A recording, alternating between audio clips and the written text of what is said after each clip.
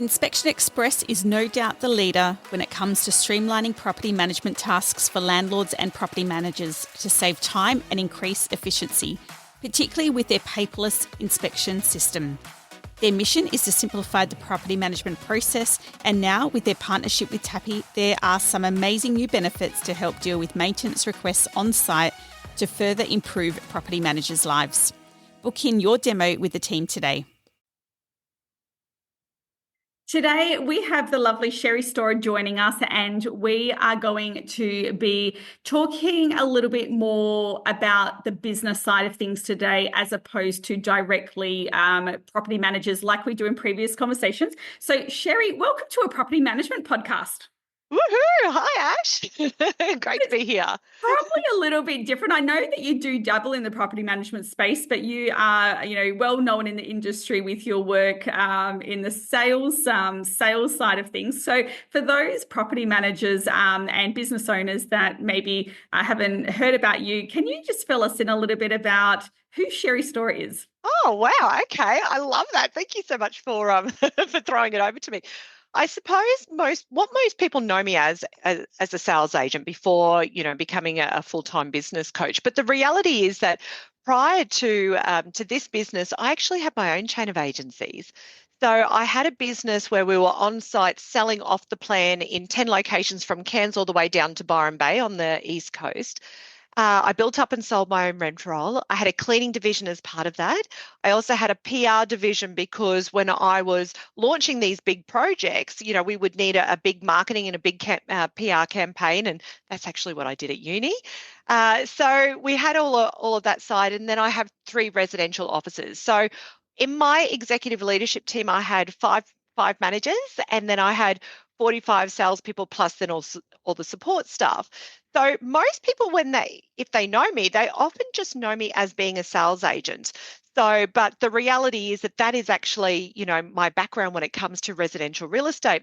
So I've been business coaching since 2008, but I've had this business, Real Estate Nation, now for 7 years.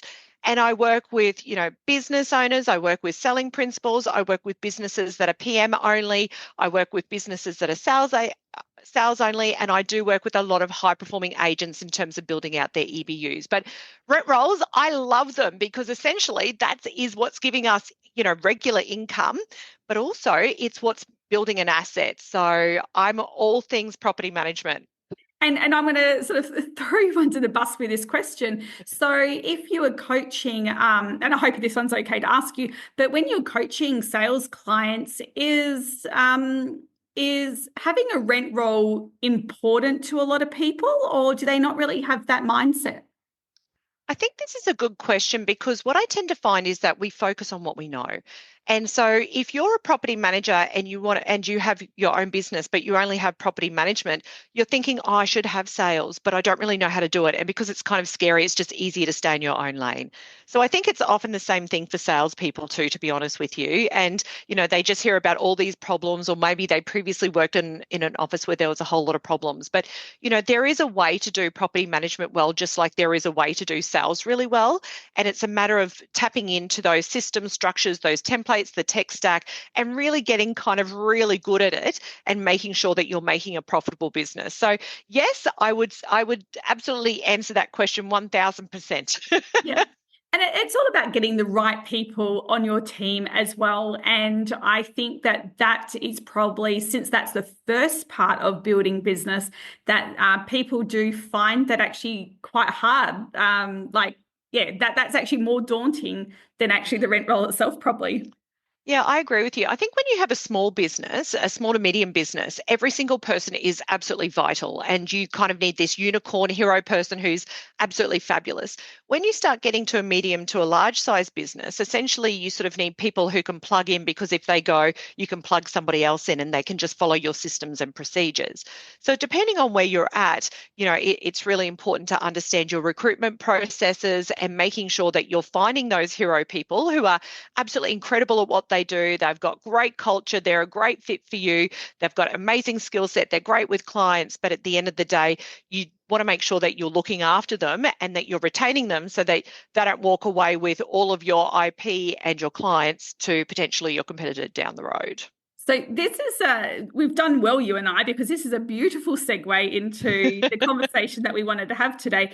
And exactly this, like in businesses, whether you're a property manager or a sales rep, you are generally very good at what you're doing, and that's the reason why you start a business. And then you start a business, and then quickly you realize there's a lot more to the business that we've got to look at than our role. But we just want to do our role. We just want to be that property manager or just be that sales agent. And so what happens is we find that we can have a lot of poor quality business owners in the industry because there's nowhere really they can be trained and upskilled. And I love upskilling property managers, and I love upskilling BDMs. And I know you love upskilling sales agents, and you love upskilling business owners. So this is a perfect combination for us to talk about today. And you have got an upcoming masterclass plus an upcoming course for people, which these aren't your words, these are my words, but they are sort of upskilling those business owners and looking at the whole business. But I want you to put it in your own words and sort of talk about what this masterclass is about and why it's going to be beneficial for a lot of people around Australia. Oh, thank you so much, Ash. Well, I think, leadership and business ownership is something that's very important to me because, in my career and in my businesses, I've learned a lot of what to do, but I've also learned a lot of what not to do. And I've learned some really hard and really uncomfortable lessons. And so I've tried really hard to give back to the industry so that other people don't follow negatively in my sort of shoes. And, even if we have a look at Leader this year, I should say, which you came to, and thank you so much for doing the little podcast and the wrap up afterwards. I was so loved the shout out. But I think, this has just been a big part of my mission that I really want to upskill the industry in whatever, avenue that looks like within the residential division.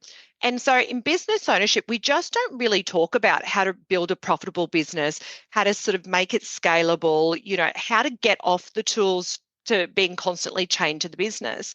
And then, how to look at, making a profitable business that has a long-term sort of view. So whether that be that you're looking to, grow somebody from within your business for a succession plan, or whether you're looking to sell that business, but often we don't talk about these conversations. And so for me, I think profit should not be a dirty word. And I think we should be very, very comfortable in talking about building up a business that is a saleable asset. And we should be very proud of that instead of working until the day that we die and being on holidays, but constantly checking our phones, or not being able to take holidays, or being concerned about, not being at the office at a certain time, or being able to go away. And these are just the things that I constantly see. So this masterclass I am hosting with Kristen Porter, and it sort of came about from a couple of years ago where we just got together and we were talking about, the issues that her clients are having, from her legal practice, and what my coaching clients are sort of having. And so it was like, well, we need to scale up these businesses. They're constantly coming to Kristen when there's problems instead of actually trying to kind of solve them before it kind of gets there. And so we put together this brainwave about let's do something about this. And so we've got the masterclass on the 4th of December. And so basically it's all about how to really, scale your agency, how to structure it, and really how to grow it. So that's really what it's all about. So we're going to be covering recruitment. We're going to be talking about retention. We're going to be talking about the various different ways that you can grow your business, including how to build out EBUs. And, that is for sales businesses, but also for property management businesses, where we should be having pods and looking at how we can grow people for the long term instead of just having burnout. And then, looking about organic growth versus, acquiring rent rolls. So these are some of the things that we're going to be talking about in the masterclass.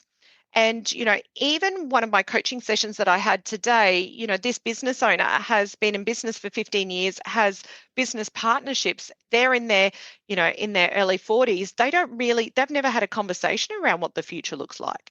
And so it's like, let's get talking about these conversations. Let's get thinking about what business is going to look like in 6 months, or whether it be 6 years or in 20 years, but to actually be thinking about what can we do to build a business that you're not chained to. Stay with us. We'll be right back. Today's wonderful sponsor is MyConnect, and we can't stress how much we love this company. We have used them in our business for years now, and they sync directly into our software. We literally do nothing. MyConnect are now just set up to contact tenants for utility connection as soon as they are uploaded as a new tenant in our system. And our team reaps the benefits of a generous rewards program. For every successful connection they offer to property managers, this fuels their Uber Eat Friday obsession. MyConnect guarantees that utilities are connected on the agreed day with a wide choice of suppliers for your clients. If you don't use MyConnect in your office for Tenant Utility Connect, definitely get these guys in to see how they can set you up. Yeah. And you mentioned before, when people come to you like with problems, and I just want to touch on that a little bit because that's the thing. I want people to upskill themselves, whether they've got a good business or whether they've got a problem business. Like, this isn't just for people that are struggling. This is for people that are running good businesses to stay up with the trends that are happening, to continue moving forward, to continue to just keep an eye on what the industry is doing as a whole. And so I don't want people to think, oh, my business, that's be like me saying, well, I've actually got a good business. I actually think I've got a good business. We've got, I think it was like a 38% profit. And I think that's pretty good. But that's incredible. But who am I benchmarking it against? I don't actually know. Someone else out there might be getting a 50% profit. And I'd be like, oh, okay, maybe I have got room for improvement. So you can't, unless you, do these things, do these masterclasses, do these courses, even if you think you have a good business, it's really good just to check the trends and just what is happening and staying up to date.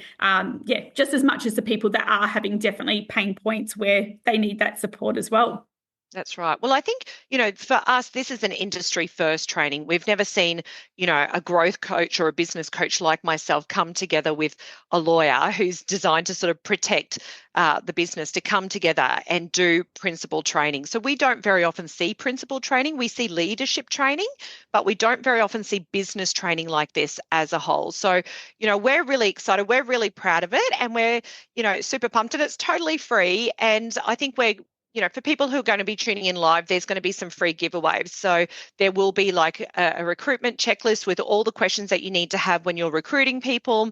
And there will also be a rent roll due diligence checklist. So, these are things that obviously it's over $1,000, but we're really encouraging people to be there live so that there can be conversations. But you're right, it's designed for everybody in the industry who is in business ownership or aspiring to be in business ownership. Yeah. And also same, like whether you're a solopreneur or whether you have a big team, it's good to sort of be open, because I know many a solopreneur who is like, I just want 50 properties and then that's all I'm ever going to take, or I only want 100. And I was one of those people as well. And now I've got 1,200 properties. So what happens is actually they're probably the ones that need to be a little bit more careful, because you have that mindset of just wanting 100 and you never prepare yourself for that growth, and you never have that plan because it was never your plan in the first place. So I just want to touch on that, because there will be people listening that have that mentality. And I also once had that mentality. So it's really important. And I guess I just don't want people just to assume that they don't need it. I just want everyone to know, this is something that's really beneficial, because I love the business space as a whole. I was speaking to Kristen, and there's a podcast for those that are listening to this one last week or the week before. And I had actually reached out to her about a month ago, because one thing in our business is that we were just doing some insurances, or readdressing our business insurance against each other, now that the value of the business has gone up quite a bit. And it got to a point where we actually had this discussion, my business partner and I thought, you know what, it's actually not viable for us to have insurance anymore. We made a decision that we aren't going to go down that road. And instead, what we realized at the time was that our shareholder agreement was actually out of date. When I say out of date, Bill and I didn't agree with what was in that anymore. And we had a discussion about it. We decided what would happen if one of us would pass. And then we've had her do an updated one for us. But it got me thinking, like the number of people, like, so I run a good business. Yeah, I hadn't assessed that since 2010. So that was Wow. 14 years old. And the time just flies. And it was funny because Kristen said last week, she goes to me, oh, like good practice would be just to redo it every time you do your will. And I laughed. I was like, there's people that haven't done their will either. Yeah. You can't use that as an example because people need to get that done also. Yeah. So it's just something that we don't, we just don't focus on it enough. Now I want to speak a little bit about growth with you because we sort of because it's the masterclass was. Can you just tell me what the three things were again? They were. Yeah, so it's called, so basically the principal training is agency structure, growth and scale. Yeah, sorry, that's what I was saying, structure, growth and scale. So we spoke a little bit about the structure and the scale, and I just wanted to talk a bit more to you about the growth and sort of what you're referring to there. Are you referring to the growth of a portfolio or the growth of a team, or what does growth mean to you? All of the above. So I think, when we're talking about growth in a business, it's not always based on revenue, but it is typically based on profit. So, and different people are looking for, different business owners are looking for different things at various different stages in their life. So, if they're sort of in that time where they're winding down a little bit more, or they don't want to be spending as much time hands-on in the business, their wage costs might be a little bit higher because they've got, more people in the business and they themselves aren't being as hands-on. So I do think, there is a time and a place for different business owners at various different stages.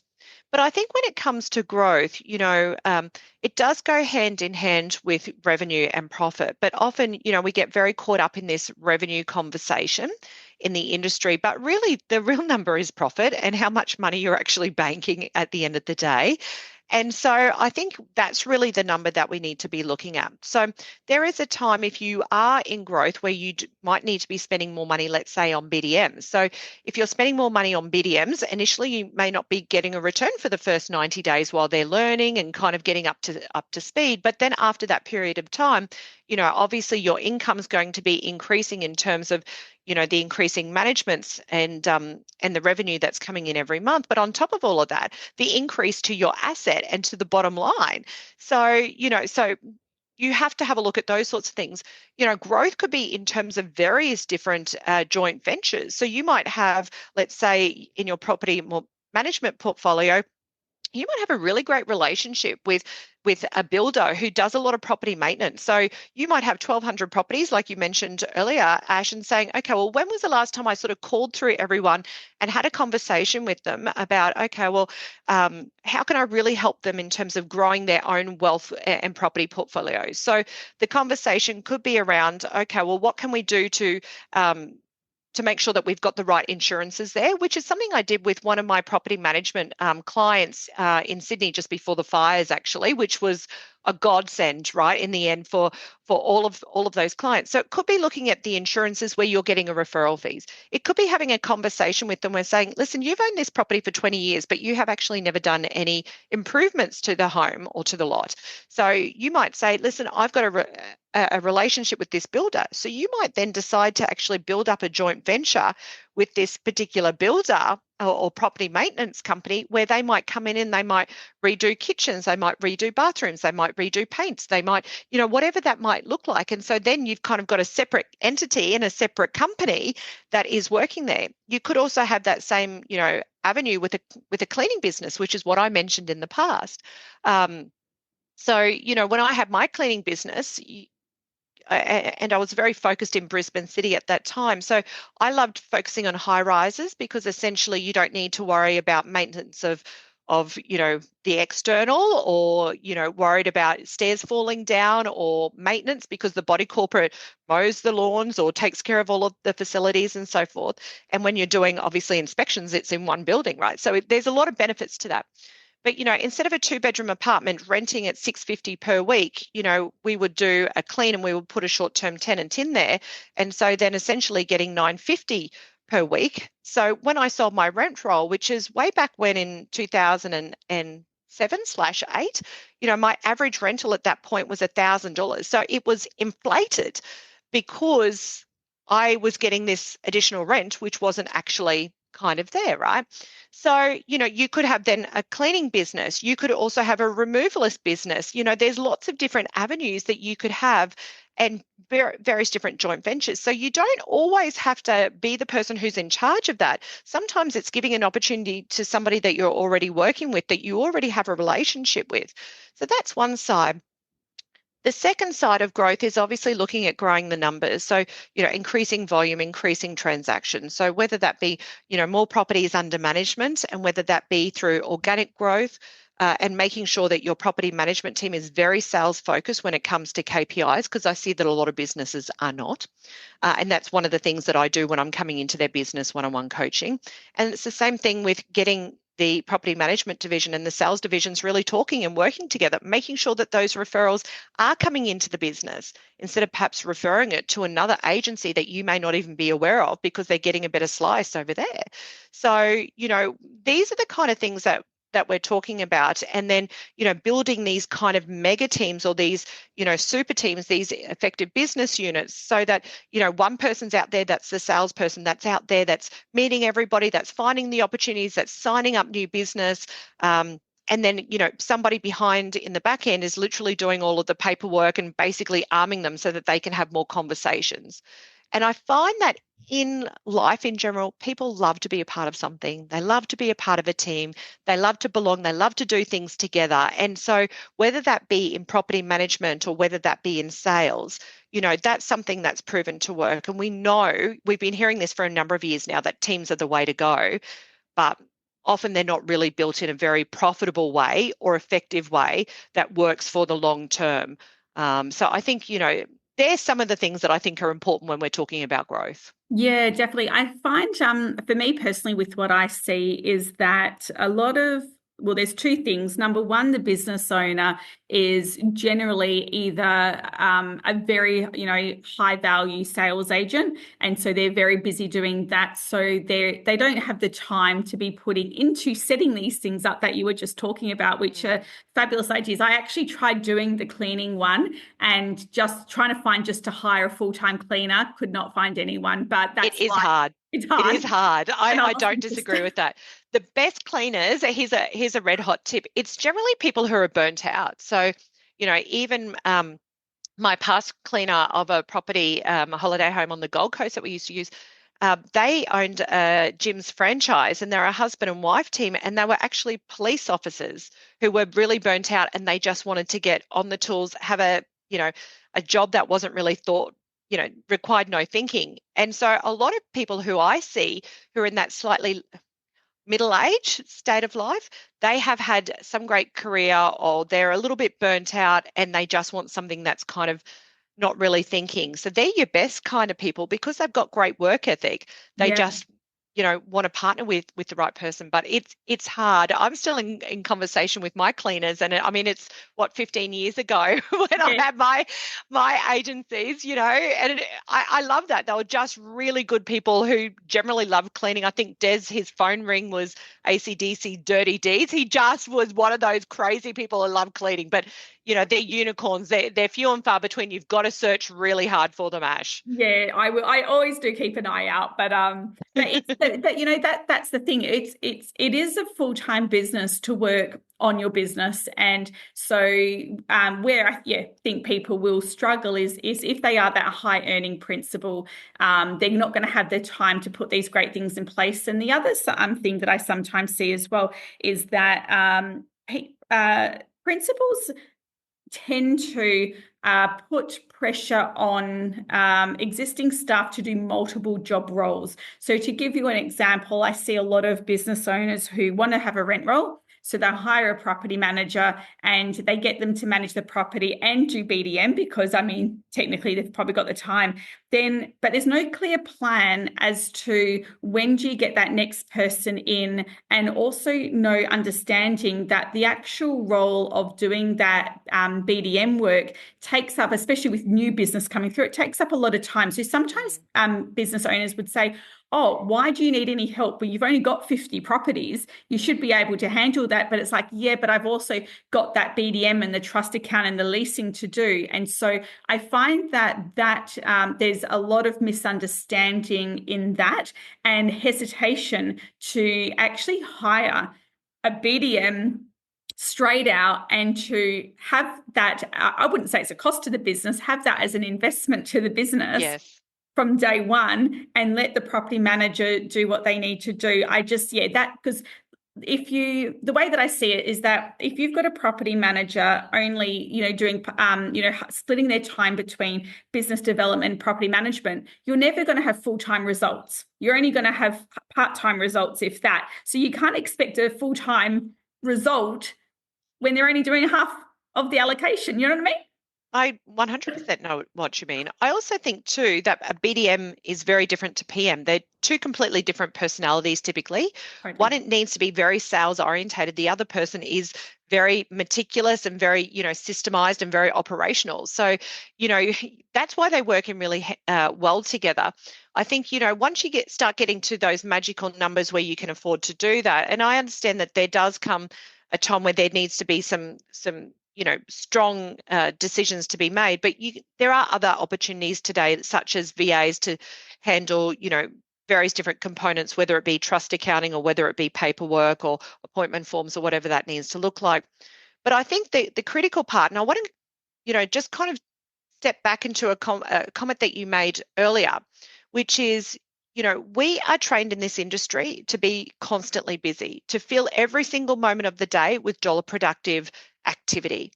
Now, that is fine if you're an on-the-tools property manager, if you're an on-the-tools BDM, if you're an on-the-tools salesperson. But if you're a selling principal or if you're a business owner, where things start to look a bit different is that you need to get out of this mentality about listing and selling and negotiating to suddenly managing the business. So you actually need to start having capacity to think about the business and to think about what the vision is for the business. And then, what are we going to do in order to achieve that vision? What do our goals need to be? How do I communicate that to the rest of my team? And then how do we implement that? How do we track that? How do we hold people accountable to making sure that we are moving the needle forward?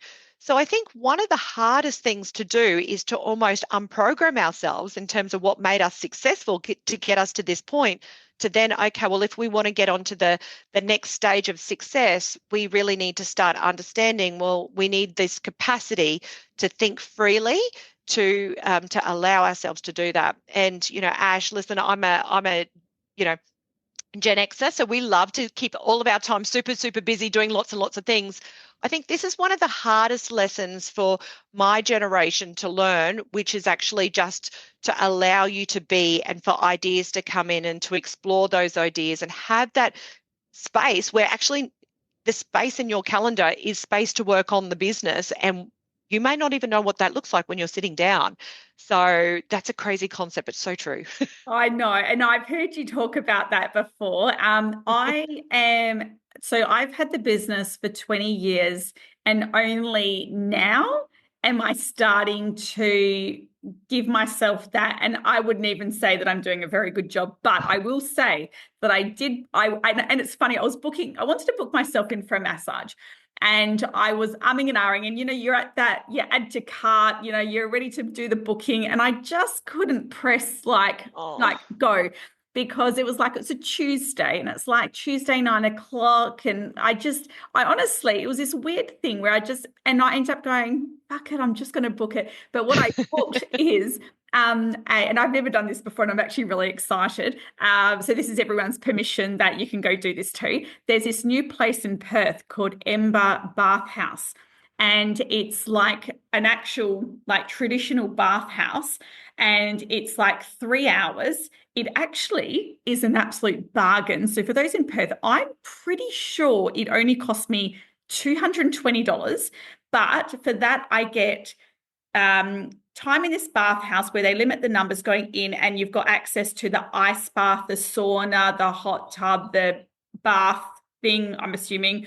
And then I got a 90-minute massage and facial as well. But the whole thing is like 3 hours.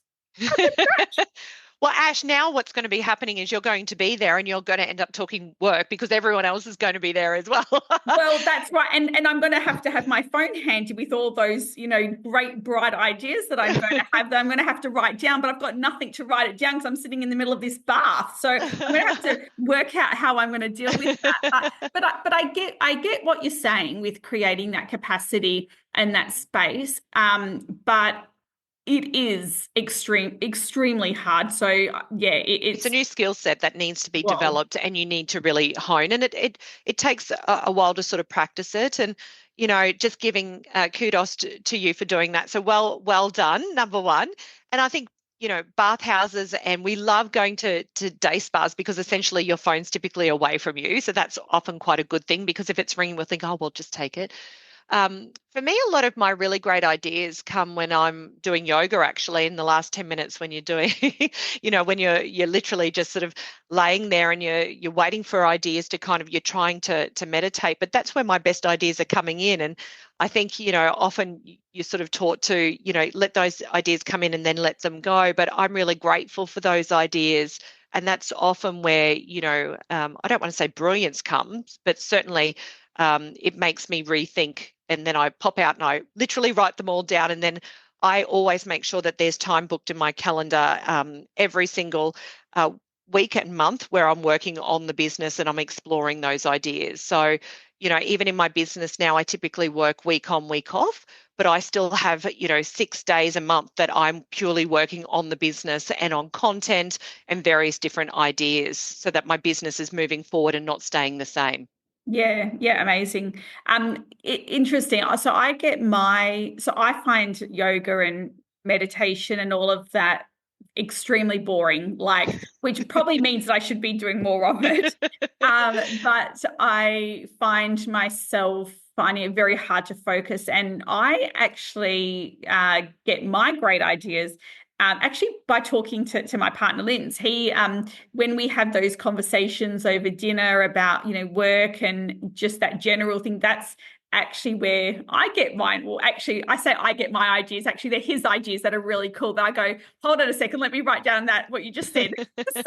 Well, an outsider's point of view is often quite fabulous, because I think sometimes we do get very intrinsic in our industry. So, seeing things from customer service point of view. And I think that's one of the problems, that, not to get off topic, but that I do see that has happened in our industries. We've been so caught up in trying to be super productive that we've forgotten who the end product is for, which is it should be about the customer experience and the customer journey, so that people actually want to stay with us, and that we retain them, and that we get more business and we do get more referrals. So, but, on the yoga thing, honestly, I really struggled with yoga for absolute years, because I think most people in our industry, and I put you in this bucket, I certainly put myself in this bucket, we're go and stop, we're all or nothing, we're go broken, it's like all left, all right.